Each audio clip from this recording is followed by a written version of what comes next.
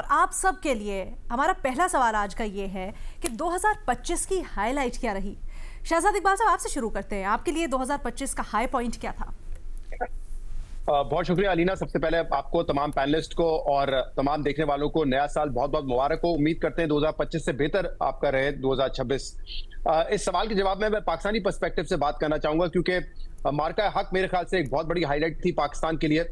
हमने अपने से एक बड़ी कुव्वत को शिकस्त दी। एक ऐसा मुल्क जिसकी इकॉनमी पाकिस्तान से बहुत ज्यादा मजबूत है, जिसका दिफाई बजट 7 से 8 गुना है पाकिस्तान का, उनका एग्रेशन का जो शौक था वो मेरे ख्याल से हमने पूरा कर दिया। क्योंकि वो ये समझते थे कि पाकिस्तान में घुस के मारेंगे और पाकिस्तान की तरफ से जवाब नहीं आएगा, लेकिन हमारे एयरफोर्स ने, हमारी आर्मी ने जिस तरीके से जवाब दिया है वो काबिल तारीफ है।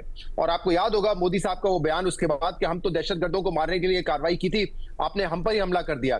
यानी इतना सादा और इतना बचकाना उनका ये मेरे ख्याल से बयान था, क्योंकि ये हो नहीं सकता था कि वो पाकिस्तान में आके किसी किस्म की कार्रवाई करें और उनको जवाब ना मिले। तो मेरे ख्याल से बड़ा एक शानदार तरीके से उनको जवाब दिया, जिसने ना सिर्फ पाकिस्तान के लिए इस जंग में कामयाबी हासिल की, बल्कि उसके बाद एक पाकिस्तान का जो इंप्रेशन है, एक इमेज है दुनिया भर में, वो बहुत चेंज हुआ है। पाकिस्तान को अब एक सीरियस कंट्री के तौर पे देखा जा रहा है, एक सीरियस कंट्री जिसके पास एक स्ट्रांग मिलिट्री है। ये दुनिया को पता था न्यूक्लियर वेपन तो हमारे पास है, लेकिन क्या पाकिस्तान अपने से बड़ी कुव्वत को कन्वेंशनल तरीके से हरा सकेगा या नहीं हरा सकेगा, ये सबके जहन में एक सवाल थे। इनफैक्ट मैं ये पहले भी बता चुका हूं कि पाकिस्तान को जो हमारे दोस्त ममालिक है वो मशवरा दे रहे थे कि उनको गुस्सा निकालने दें, आप रिएक्ट ना करें, लेकिन पाकिस्तान ने उस एडवाइस के बरक्स जाकर जो है वो कार्रवाई की, जिसमें कामयाबी हासिल हुई। उसके बाद से आप देख लें, चाहे ईरान और इसराइल का कॉन्फ्लिक्ट हो, उसमें पाकिस्तान का अहम किरदार, इसराइल और कतर का कॉन्फ्लिक्ट हो, उसमें पाकिस्तान का किरदार, डोनाल्ड ट्रंप वो बार बार बात कर रहे हैं कि 7 जहाज पाकिस्तान ने गिरा दिए। इनफैक्ट वो ये तो नहीं कह रहे पाकिस्तान ने गिरा दिए, बट वो कहते हैं 7 जहाज गिरा दिए। But everyone knows, international media से लेके इंडिया के अपने लोग ये तस्लीम कर चुके हैं कि इंडिया का भारी इसमें नुकसान हुआ है। फिर पाकिस्तान का दिफाई मुआहिदा होना सऊदी अरब के साथ, तो मेरे ख्याल से पाकिस्तान के लिए ये जंग जो है वो एक गेम चेंजर के तौर पे साबित हुई है। और हमने ये मनवाया है कि पाकिस्तान की एक स्ट्रांग मिलिट्री है, ये हमारा एसेट है जिससे हमने फायदा उठाना है। और यही मेरे ख्याल से इस रिजीम की भी पॉलिसी है कि हमने इस एसेट को अब यूटिलाइज करना है, उससे जितने फवायद हम उठा सकते हैं वो उठाने हैं। अब इसमें एक डाउन साइड सिर्फ ये है कि हम सबकी एक ख्वाहिश है कि पाकिस्तान को हम एक स्ट्रांग फाइनेंशियली और एक स्ट्रांग इकोनॉमी के तौर पे देखें, लेकिन बदकिस्मती से पाकिस्तान को एक महदूद अभी भी सिक्योरिटी लेंस से ही देखा जाएगा। ये मेरे ख्याल से एक ऐसा इशू है जिस पर हमें फर्दर काम करने की जरूरत है, और जो हमारे बेनिफिट्स हैं, जो हमारे एडवांटेजेस हैं, उसको इस्तेमाल करें। और पाकिस्तान न सिर्फ सिक्योरिटी पर्सपेक्टिव से बल्कि ओवरऑल ग्रो करे। ये मेरे ख्याल से साल 2026 और फ्यूचर के लिए हमारी एक तमन्ना होनी चाहिए। इंटरेस्टिंग। एजाज साहब, आपके लिए क्या हाईलाइट रही? मेरे ख्याल में पाकिस्तान की जो हाईलाइट है, अगर कोई आप एक बात कहें, जंग के हवाले से इन्होंने बात की, पाकिस्तान और भारत के हवाले से मेरे ख्याल में 2-3 चीज़ें हैं उसमें हाईलाइट्स में। एक तो पाकिस्तान और भारत के बारे में जो लिमिटेड वार हुई, उसमें पाकिस्तान की इज़्ज़त में इजाफा हुआ, उसमें तो कोई शक नहीं है। लेकिन 2-3 और हाईलाइट्स भी हैं जिनको अगर हम जिक्र ना करें तो वो बड़ी ज़्यादती होगी। एक तो हाईलाइट ये पाकिस्तान और अफ़गानिस्तान के जो ताल्लुकात का ख़राब होना, और इतना ख़राब होना कि सरहद बंद है। और ये आप देख लिए कि पाकिस्तान की तारीख़ में कोई ऐसी नज़ीर नहीं मिलती कि इतनी लंबी मुद्दत तक दोनों मुल्कों के दरमियान सरहद, आमदोरफ्त, तजारत सब कुछ बंद हो। तो मेरे ख्याल में ये भी बड़ी एक अहम हाईलाइट है। और ये अफसोसनाक है, ये कोई इतनी अच्छी बातें नहीं है, ये जंग की या सरहद बंदिश की जो बातें, ये अफसोसनाक नहीं है। भारत के साथ तो हमारी लड़ाई हो गई ज़ाहिर है, और यूएन ने भी पाकिस्तान का जो मौक़िफ़ है उसको रेटिफाई किया। उन्होंने कहा कि बग़ैर किसी सबूत के पाकिस्तान के ऊपर जंग करना ये दुरुस्त नहीं था, और पाकिस्तान ने जिस तरीके से रिस्पॉन्ड किया ये बात तो हो गई। लेकिन आगे जिसे कहते हैं ना कि आगे कोई उम्मीद की फ़िज़ा, आज सरदार अयाज सादिक की भारत के वज़ीर ख़ारजा जयशंकर से शेक हैंड हुआ है, मुज़ाफ़ा हुआ है, लेकिन उसके बावजूद भी कोई ऐसी फ़िज़ा नज़र नहीं आ रही कि दोनों मुल्क मिल बैठेंगे। पाकिस्तान और अफ़गानिस्तान के दरमियान कत्ता ताल्लुक़ हो चुका हुआ है, इन ए सेंस के बॉर्डर बंद है, वैसे तो सफ़ीर दोनों मुल्कों में मौजूद है। ईरान के साथ पाकिस्तान की सरहद बंद है, ये भी एक बहुत बड़ी हाईलाइट है। गो के उसमें पाकिस्तान और ईरान के ताल्लुकात बहुत अच्छे हैं, लेकिन पाकिस्तान के अंदर जो बलूचिस्तान की सूरत हाल है उसकी वजह से ये सरहद बंद हो जाना, यानी कि 4 में से जो 3 पड़ोसी हैं उनके साथ हमारी सरहद बंद है। तो ये बहुत बड़ी हाईलाइट है, पाकिस्तान की तारीख में अनप्रेसिडेंटेड हाईलाइट है। फिर इस साल में जो 27वीं आईनी तरमीम हुई, ये भी एक बड़ी अफसोसनाक हाईलाइट है कि किस तरीके से पार्लियामेंट में जो अपोजिशन है उसके मेंबर्स को तोड़ा गया, फ्लोर क्रॉसिंग हुई। तो अगर आप देखें डेमोक्रेसी के हवाले से तो कोई अच्छा साल नहीं था, डिप्लोमेटिक अचीवमेंट के हवाले से पाकिस्तान का नाम पूरी दुनिया में बड़ी रिस्पेक्ट से लिया गया, कोई शक नहीं है, लेकिन सरदें हमारी 3 मुल्कों के साथ बंद हो गई। ये बड़ा अफसोसनाक। फिर 2 मुल्कों को जो 2 मालिक थे यानी कि बरतानिया और नॉर्वे, उनके जो हेड्स ऑफ मिशंस हैं हमने उनको डिमार्श किया। तो मिला जुला है, हाईलाइट्स बहुत ज़्यादा हैं। आप पॉलिटिकल हाईलाइट की बात करेंगी और तो वो भी उसके ऊपर भी डिस्कस करेंगे। एक मैं और डिस्कस करूंगा और फिर मैं कहूँगा कि कोई और बात करे। एक और बहुत बड़ा वाक़या हुआ जो कनेक्टेड है पाकिस्तान हिंदुस्तान के दरमियान, जो वाक़यात हुए वो पाकिस्तान और सऊदी अरेबिया के दरमियान जो डिफेंस पैक्ट हुआ है, ये बड़ा ही गैर मामूली हुआ है। ये बड़ी हाईलाइट है, इस साल की बड़ी हाईलाइट है। मेरा ये ख्याल है कि फॉरेन अफेयर्स के हवाले से अगर आप अचीवमेंट्स के हवाले से देखें तो काफ़ी है, उसके ऊपर कुछ सवालात भी हैं जो मैंने आपको बताया, डिमार्शेस जो इशू हुए, लेकिन अचीवमेंट्स काफ़ी हैं। डोमेस्टिक पॉलिटिकल स्टेबिलिटी बहुत बुरी, चलिए वो हम फिर आगे जाकर बात करते हैं। ठीक है, अभी हाईलाइट्स के बारे में बात करते हैं, बाकी सब कभी जानते हैं उनके लिए क्या हाईलाइट रही। उमर चीमा साहब, आपके लिए 2025 में क्या एक्साइटिंग या हाईलाइट या वो चीज़ जो बड़ी नुमाया रही? अदीना, एक तो जो शहजाद ने जिस तरह बात की, मेरे ख्याल है कि this was the highest point in our life कि जो एक पाकिस्तान को जो फतह नसीब हुई, ये बहुत ही गैर मामूली थी और बड़ी ही गैर मुतनाज़े थी। इस पे जो एक स्टैम्प लगाई वो ट्रम्प ने आगे लगा दी कि पहले तो हो सकता है कि अगर ट्रम्प में ना होते तो कोई इंडिया वाले कोई ना कोई अपने कंट्राडिक्टरी क्लेम करते रहते, लेकिन यह है कि हमें बाहर से भी बहुत सारे लोगों ने वैलिडेट किया कि पाकिस्तान को इसमें जंग में एडवांटेज हासिल था और हमने उनके जहाज गिराए।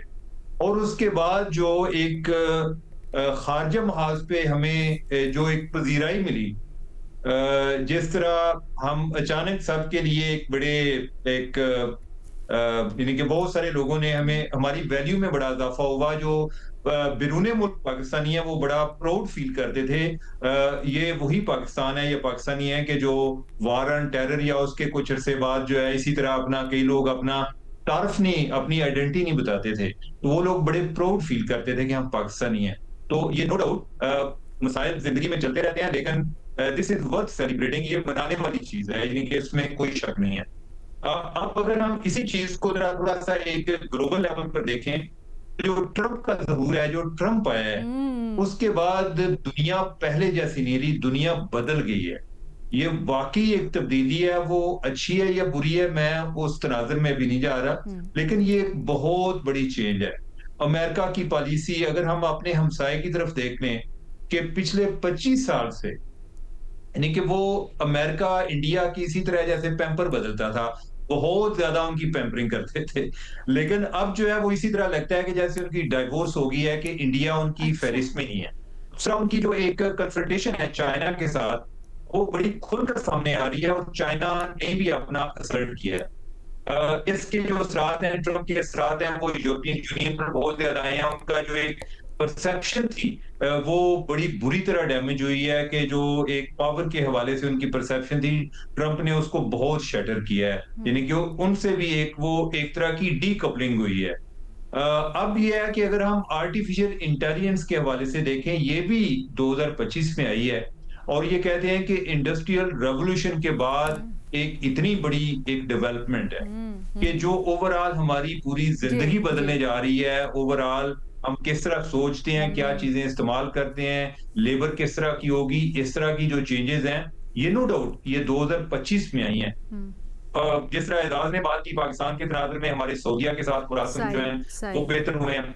ईरान अफगानिस्तान वाला जो इशू है, इससे मैं ये समझता हूँ कि पाकिस्तान ने जो हमारा कॉन्फ्लिक्ट चल रहा है अफगानिस्तान के साथ, ये एक नागुज़ीर था। हमें उधर अमन के लिए भी एक जंग की जरूरत थी और ये चीजें हमें नजर आ रही हैं कि पाकिस्तान ने एक अग्रेसिव स्टैंड लिया है, तो उसकी वजह से जो एक अफगानिस्तान में एक अपनी मिथ बनाई हुई थी वो उनकी ब्रेक हुई है, और दूसरा उसके बाद वो इस चीज पर गौर करने को तैयार हुए हैं कि अगर पाकिस्तान के साथ हमने अपने मामला बेहतर ना किए या उधर टीटीपी का इसी तरह इन्फ्लो चलता रहा तो हमारे लिए ये कोई अच्छी खबर नहीं होगी। ओवरऑल जो तालिबान की मिथ है वो भी बड़ी बुरी तरह डैमेज हुई है। तो ओवरऑल ये this year was full of happening, बहुत सारी ये वाकई तब्दीली का साल था। वो जो इंटरनेशनल लेवल पर भी आई, पाकिस्तान के इमेज में तब्दीली आई, तो ओवरऑल बहुत कुछ हुआ है साहब। ठीक है फखर दुरानी साहब, आपके लिए 2025 की हाईलाइट क्या? बहुत शुक्रिया अलीना।